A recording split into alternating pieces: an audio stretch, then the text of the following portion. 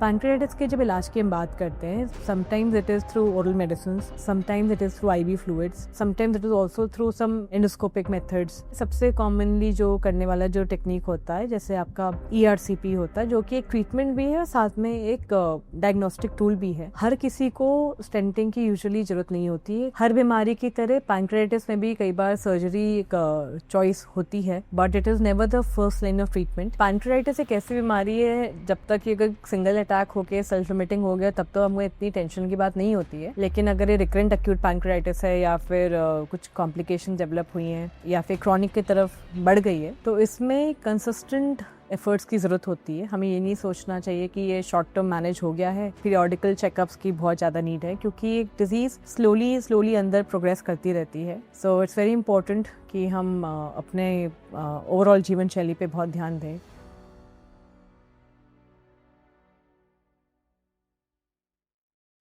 नमस्कार, मेरा नाम वैदशिखा प्रकाश है और मैं पड़ाव स्पेशलिटी आयुर्वेदिक ट्रीटमेंट सेंटर की मुख्य संचालिका हूँ।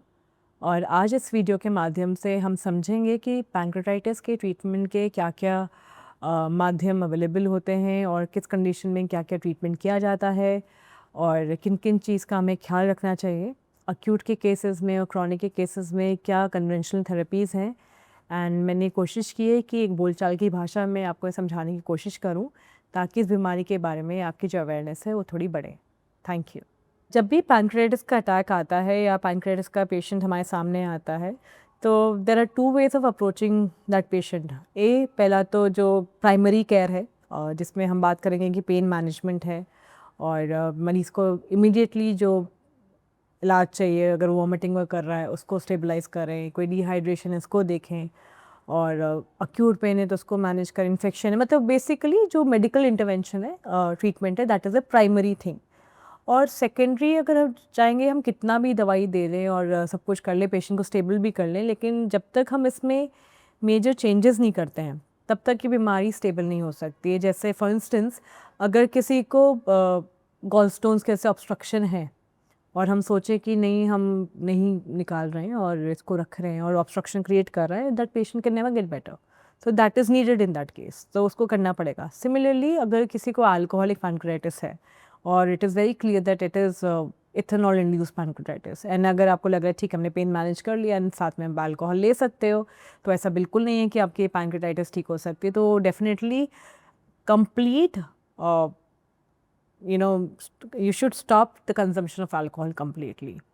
सिमिलरली कोई मेटाबॉलिक एबनॉर्मलिटी है, जैसे मैंने पहले बात किया कि हाई ट्राइग्लिसराइड्स की वजह से पैंक्रियाटिस हो सकती है, कोई बहुत ज़्यादा ओबीज़ है या किसी को और कोई मेटाबॉलिक कंडीशन है जिस वजह से ये बीमारी है, तो जब तक हम उसका रूट कॉज नहीं ठीक करेंगे through a diet, lifestyle and all these modifications, तब तक ये आगे जाके ठीक नहीं हो सकता। एंड इसी तरीके से जो इलाज है पैंक्रियाटिस का, दोनों फ्रंट पे, weather it is on the clinical front और इन टर्म्स ऑफ बिहेवियरल और या जो भी चैलेंजेस हमारे आते हैं, दोनों को हमें साथ में लेके इस बीमारी का हम इलाज कर सकते हैं। पैंक्रियाटिस के ट्रीटमेंट के लिए एक ग्रुप ऑफ मेडिसिन होते हैं जिनको हम बोलते हैं कि जो आपके डाइजेस्टिव एंजाइम्स हैं। तो बेसिकली जो एंजाइम्स आपका पैंक्रियास प्रोड्यूस कर रहा है, वही खाने के साथ दिन में 2 बार या 3 बार, जैसा आपका गैस्ट्रोलॉजिस्ट सही फील करे, वो आपको वो खाने के साथ रिकमेंड करते हैं। और कभी कोई फैटी मील होती है, ज़्यादा हेवी मील होती है, तो कई बार डॉक्टर्स आपको ये भी बोलते हैं कि शायद इसकी डोसेज आपको बढ़ानी है। It may vary, it may depend patient to patient, but whenever we are giving this enzyme, मतलब this is just in addition to your digestive enzyme जो हमारा शरीर नेचुरली बना रहा है। क्योंकि आपका पैंक्रियास इस समय कॉम्प्रोमाइज्ड है, इन्फ्लेम्ड है या फिर डैमेज्ड है, वो इतना एंजाइम नहीं बना पाता जिस वजह से आपका खाना हजम हो पाए। तो जब हम एंजाइम साथ में लेते हैं, मतलब खाने के, वो आपके सिम्टम्स तो रिलीव कर देता है, जैसे ब्लोटिंग ठीक करेगा, आपके लूज टूल्स भी ठीक कर सकता है, एब्जॉर्प्शन को भी इनहांस कर सकता है, बट जो बेसिकली जो अंडरलाइंग इन्फ्लेमेशन है उस पर उसका कोई विशेष रोल नहीं होता है।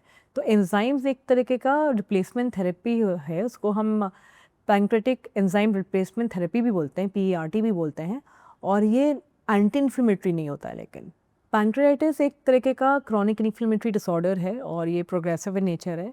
Despite the symptoms being okay, मतलब ब्लोटिंग ठीक हो गई, आपके सिम्टम्स ठीक है, क्लिनिकली आप बेटर है with the help of enzymes, but it does not assure कि आपकी इन्फ्लेमेशन सेटल हो चुकी है और जिस वजह से आपकी बीमारी का प्रोग्रेशन नहीं होगा। पैंक्रियाटिस के जब इलाज की हम बात करते हैं, so sometimes it is through oral medicine, sometimes it is through IV fluids, and sometimes it is also through some endoscopic methods. And उसमें से सबसे कॉमनली जो करने वाला जो टेक्निक होता है, जैसे आपका ERCP होता है, जो कि एक ट्रीटमेंट भी है और साथ में एक डायग्नोस्टिक टूल भी है।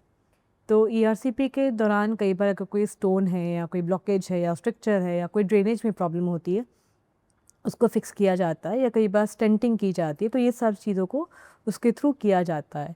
हर किसी को स्टेंटिंग की यूजुअली ज़रूरत नहीं होती है। कई बार अगर वो बहुत ज़्यादा कंस्ट्रक्टेड है या उसमें बहुत ज़्यादा कोई स्ट्रक्चर्स वगैरह हैं, तो आपके गैस्ट्रोसर्जन या डॉक्टर्स के हिसाब से उसको रिकमेंड करते हैं और उसको एडवाइस करते हैं।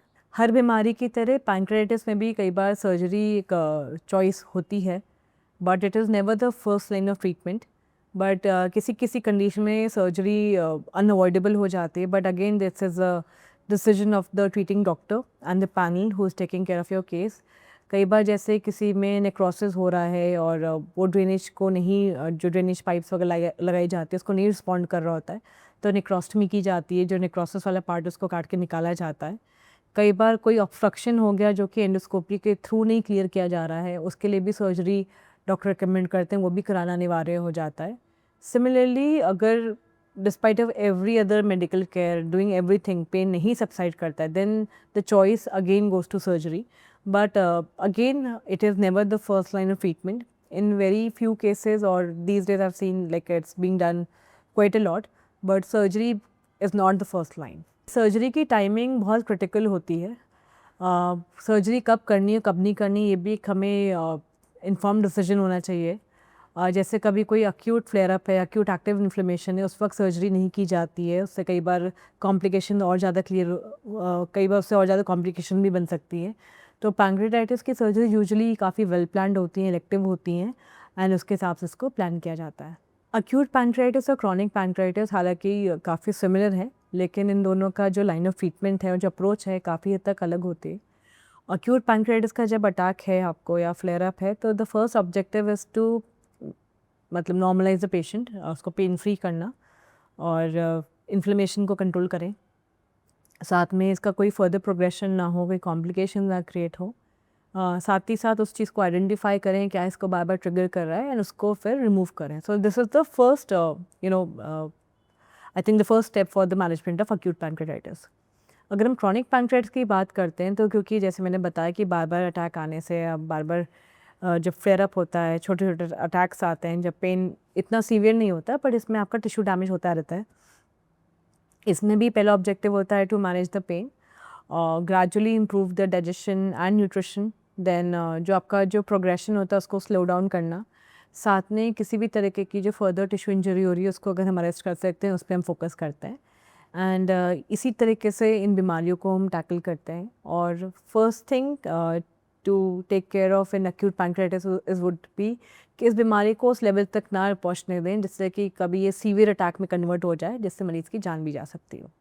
पैंक्रेटाइटिस एक ऐसी बीमारी है, जब तक कि अगर सिंगल अटैक हो के सेल्फ लिमिटिंग हो गया तब तो हमें इतनी टेंशन की बात नहीं होती है, लेकिन अगर ये रिकरेंट अक्यूट पैंक्रेटाइटिस है या फिर कुछ कॉम्प्लिकेशन डेवलप हुई हैं साथ में, या फिर क्रॉनिक की तरफ बढ़ गई है, तो इसमें कंसिस्टेंट एफर्ट्स की ज़रूरत होती है। हमें ये नहीं सोचना चाहिए कि ये शॉर्ट टर्म मैनेज हो गया है एंड ठीक है, बट पीरियोडिकल चेकअप्स की बहुत ज़्यादा नीड है, क्योंकि एक डिज़ीज़ स्लोली अंदर प्रोग्रेस करती रहती है।